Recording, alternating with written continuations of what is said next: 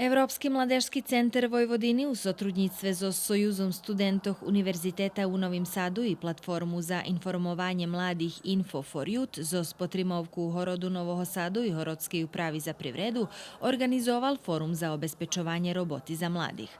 To podija, ktorá po druhý raz toho roku postavila mladih do samoho centru i dala im nahodu, že bi šo upoznali s procesom obezpečovanja roboti u kompanijoh. Za to će se danas potruditi i naši partneri iz Kontinentala. Za prezentaciju budu zadluženi naši partnere z Kontinentalu, Delta Holdingu, regionalnej rozvojnej agenciji Bačka, a da skeljo samostojni trenere budu bešedovat za svojih iskustvoh i trimac robotnji na temu odhodu na rozvarku za robotu.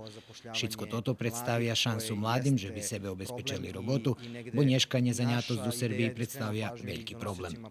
Za šlidujući rok planovane organizovac išće vekši forum, gdje še predstavlja išće vece prepodavače z privredi, lokalnih samoupravoh i državnih institucijoh s ciljom obezpečovanja roboti za mladih.